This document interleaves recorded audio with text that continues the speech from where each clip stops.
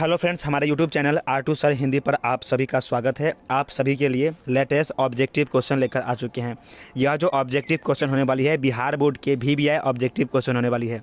यह जो objective question लेकर आए हैं संस्कृत के दूसरे अध्याय पाटलिपुत्र वैभव के लेकर आए हैं। तो चलिए ज़्यादा टाइम पास न करते हुए सीधे ऑब्जेक्टिव क्वेश्चन पर आते हैं। तो नीचे स्क्रॉल करेंगे तो आपके सामने पहले ऑब्जेक्टिव क्वेश्चन आ जाएंगे। तो जो पहला जो ऑब्जेक्टिव क्वेश्चन है वो क्या कह रहा है, ध्यान से सुनिएगा। पटना का इतिहास कितना वर्ष पुराना है? तो पटना का इतिहास कितना वर्ष पुराना है? तो 2500 वर्ष पुराना है। ठीक है ना, पटना का इतिहास कितना वर्ष पुराना है? 2500 वर्ष पुराना है। आगे बढ़ते हैं अगले सवाल में। तो दूसरा सवाल में कहा जा रहा है पाटलिपुत्र किस प्रांत की राजधानी है? तो पाटलिपुत्र यानी पटना किसकी राजधानी है? तो बिहार की राजधानी। तो राइट आंसर आपका हो जाएगा ए नंबर 2 का। आगे बढ़ते हैं हम लोग 3 नंबर सवाल में। तो 3 नंबर सवाल में कहा जा रहा है कुटनिम्ता काव्य की कवि कौन है? ये जो कुटनिम्ता जो है वो कौन से कवि लिखे थे? तो इनका जो नाम है उनका नाम है दामोदर गुप्त। ठीक है ना, कौन लिखे थे? दामोदर गुप्त। काव्य मीमांसा लिखे थे राजशेखर, और ये जो कूटनीति है वो कौन लिखे थे? दामोदर गुप्त ने लिखे थे। आगे बढ़ते हम लोग 4 नंबर सवाल में। तो 4 नंबर सवाल में कही जा रही है किसके काल में पाटलिपुत्र की रक्षा व्यवस्था अति उत्कृष्ट थी? तो अति उत्कृष्ट किसके समय में था? तो चंद्रगुप्त के समय में। ठीक है ना, चंद्रगुप्त मौर्य के समय में पाटलिपुत्र की रक्षा व्यवस्था उत्कृष्ट थी। ठीक है, आगे बढ़ते हैं हम लोग 5वें नंबर सवाल में। तो 5वें नंबर सवाल में कहा जा रहा है सिखवे के 10वें गुरु कौन थे? तो सिखवे के 10वें गुरु जो थे उनका नाम था गुरु गोविंद सिंह। ठीक है ना, इनका भी जन्म पटने में हुआ था, पाटलिपुत्र में ही इनका जन्म हुआ था। आगे बढ़ते हैं हम लोग पाटलिपुत्र वैभव पाठ में किस शहर का वर्णन किया गया था? इस शहर का नाम क्या है? तो पटना नाम है। ठीक है ना, क्या नाम है? पटना। आगे बढ़ते हैं हम लोग 7 नंबर सवाल में। तो 7 नंबर सवाल में कहा जा रहा है से काल चक्र के कारण कितने वर्ष तक मध्य काल में पटना की स्थिति जर्जर रही है? तो 1000 वर्ष तक रही है जर्जर। ठीक है ना, कितना साल तक? तो 1000 वर्ष तक पटना की स्थिति जर्जर थी। आगे बढ़ते हैं हम लोग 8 नंबर सवाल में। तो 8 नंबर सवाल में कह रहा है यूनान का राजदूत कौन था? तो यूनान का जो राजदूत था उनका नाम था मेगास्थनीज। ठीक है ना, कौन था? मेगास्थनीज था यूनान का राजदूत का नाम। आगे बढ़ते हैं हम लोग 9 नंबर सवाल में। तो सरस्वती का कुल गिरह कौन सा महानगर था? तो वो था पाटलिपुत्र। ठीक है ना, कौन था? पाटलिपुत्र। सरस्वती का कुल गिरह रहेगा कौन सा महानगर? पाटलिपुत्र। आगे बढ़ते हैं हम लोग 10 नंबर सवाल में। तो 10 नंबर सवाल में कहा जा रहा है परिभूत पुरंदर स्थानम की संज्ञा किसे दी गई है? तो पाटलिपुत्र नगर को दी गई है।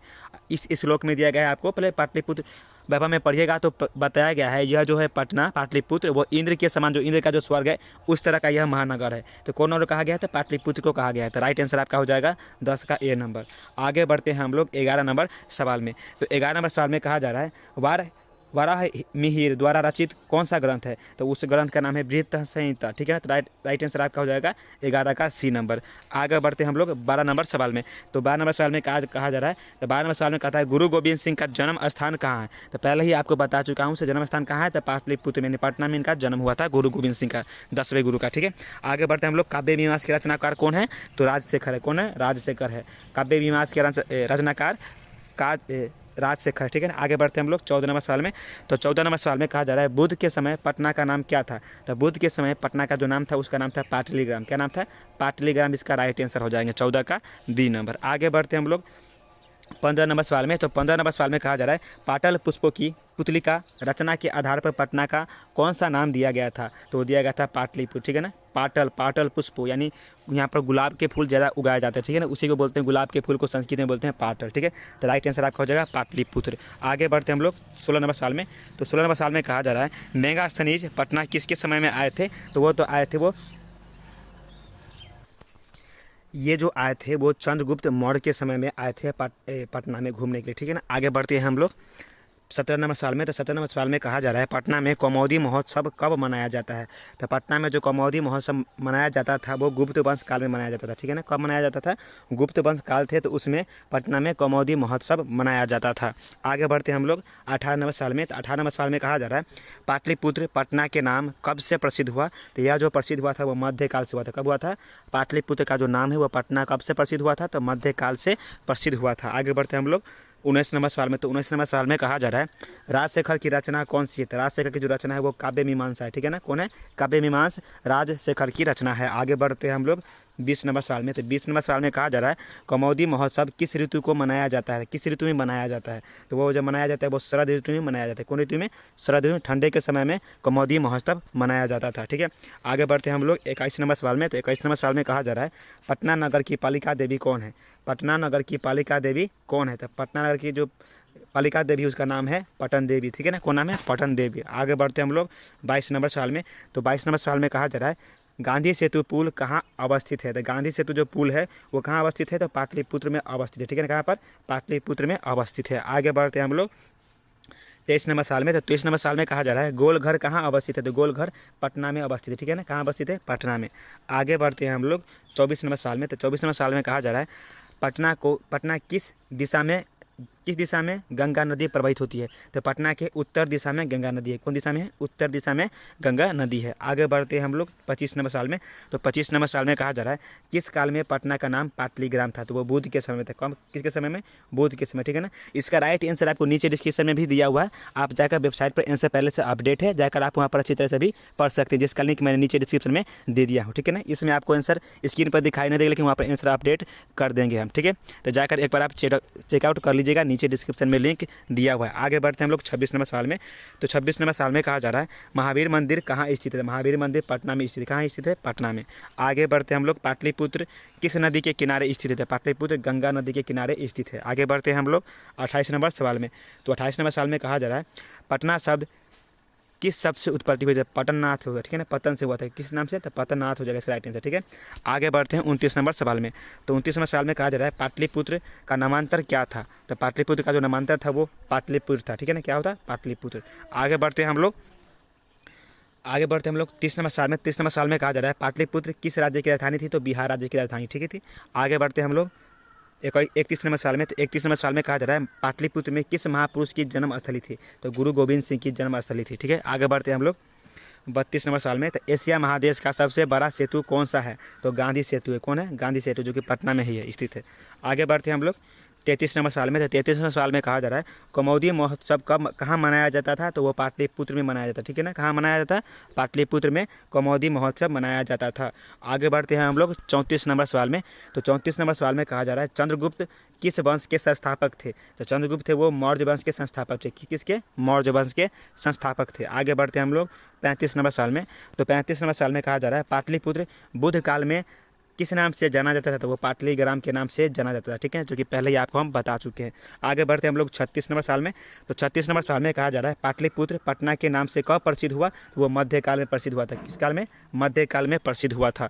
आगे बढ़ते हैं हम लोग 37 नंबर साल में। तो 37 नंबर साल में कहा जा रहा है पटना कहाँ बसा हुआ है। तो गंगा तट पर, ठीक है ना, गंगा तट पर कहाँ बसा हुआ है। तो गंगा तट पर बसा हुआ है पटना, ठीक है।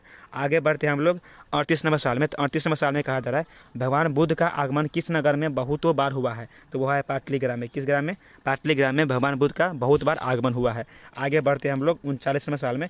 तो 39 नंबर साल में कहा जा रहा है यूनान का राजदूत कौन था। तो मेगास्थनीज था। कौन था, मेगास्थनीज था। आगे बढ़ते हैं हम लोग 40 नंबर साल में। तो 40 नंबर साल में कहा जा रहा है राजशेखर की रचना कौन सी थी। तो काव्य मीमांसा थी। कौन थी, काव्य मीमांसा। कूटनीति किसकी थी। तो वो था दामोदर गुप्त की, ठीक है। आगे बढ़ते हैं हम लोग 41 नंबर साल में। तो कौमुदी महोत्सव किस ऋतु में मनाया जाता है। तो कौमुदी महोत्सव शरद ऋतु में मनाया जाता है। किस ऋतु में, शरद ऋतु में मनाया जाता है। आगे बढ़ते हैं हम लोग 42 नंबर साल में।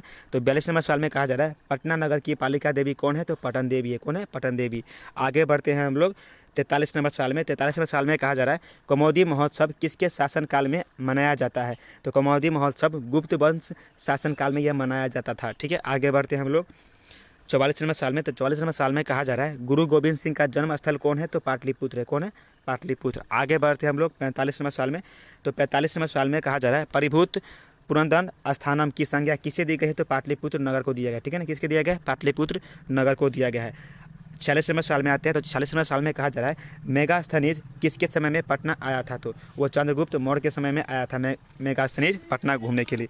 आगे बढ़ते हैं हम लोग 47 नंबर साल में। तो 47 नंबर साल में कहा जा रहा है पाटल पुष्पों की पुतली का रचना के आधार पर पटना का कौन सा नाम दिया गया था। तो उसके नाम का नाम है पाटलिपुत्र, ठीक है ना, क्या नाम था, पाटलिपुत्र। आगे बढ़ते हैं हम लोग 48 नंबर साल में। तो 48 नंबर साल में कहा जा रहा है किसके समय पाटलिपुत्र की रक्षा व्यवस्था और शोभा अत्यंत उत्कृष्ट था। तो वो था किसके समय में था। तो वो था चंद्रगुप्त के समय, ठीक है, किसके समय में, चंद्रगुप्त के समय में था। आगे बढ़ते हम लोग 49 नंबर सवाल में। तो 49 नंबर सवाल में कहा जा रहा है फूलों का अत्यधिक उत्पादन कहाँ होता है। तो पाटलिपुत्र में होता है, ठीक है ना, कहाँ होता है, पाटलिपुत्र में, ठीक है। आगे बढ़ते हैं हम लोग 50 नंबर सवाल में। तो 50 नंबर सवाल में कहा जा रहा है पटना किस राज्य की राजधानी है? तो बिहार राज्य की राजधानी है। ठीक है, आगे बढ़ते हैं हम लोग 51 नंबर सवाल में। तो 51 नंबर सवाल में कहा जा रहा है पटना के उत्तर में कौन सी नदी बहती है? तो वो गंगा नदी बहती है। कौन नदी बहती है? गंगा नदी। आगे बढ़ते हैं हम लोग 52 नंबर सवाल में। तो 52 नंबर सवाल में कहा जा रहा है एशिया का सबसे बड़ा पुल किस नदी पर स्थित है? तो गंगा नदी पर स्थित है। ठीक है, आगे बढ़ते हैं हम लोग 53 नंबर सवाल में। 53 नंबर सवाल में कहा जा रहा है गोलघर कहाँ है? तो वो पटना में है। गोलघर कहाँ है? पटना में। आगे बढ़ते हैं हम लोग अगले चैप्टर पर, अगला चैप्टर नहीं, 54 नंबर साल में। तो 54 नंबर साल में कहा जा रहा है सिख संप्रदाय के 10वें गुरु का जन्म कहाँ हुआ था? तो वह पटना में हुआ था। ठीक है ना, उनका नाम क्या था? गुरु गोविंद सिंह। आगे बढ़ते हैं हम लोग 55 नंबर सवाल में। तो 55 नंबर सवाल में कहा जा रहा है पाटलिपुत्र व्यवहम पाठ में किस नगर का वर्णन किया गया है? तो वह पटना का किया गया है। ठीक है ना, किसका? पटना का किया गया है। आगे बढ़ते हैं हम लोग 56 नंबर सवाल में। तो 56 नंबर सवाल में कहा जा रहा है पाटलिपुत्र किस महापुरुष की जन्मस्थली है? तो वो गुरु गोविंद सिंह की जन्मस्थली है। आगे बढ़ते हैं हम लोग 57 नंबर सवाल में। तो 57 नंबर सवाल में कहा जा रहा है चंद्रगुप्त किस वंश के संस्थापक थे? तो वो मौर्य वंश के संस्थापक थे। आगे बढ़ते हैं हम लोग 58 नंबर सवाल में। तो 58 नंबर सवाल में कहा जा रहा है मुद्राक्षर किन की रचना है? तो वो विशाख दत्त की रचना है। किसकी रचना है? विशाख दत्त की रचना है। आगे बढ़ते हैं हम लोग 59 नंबर सवाल में।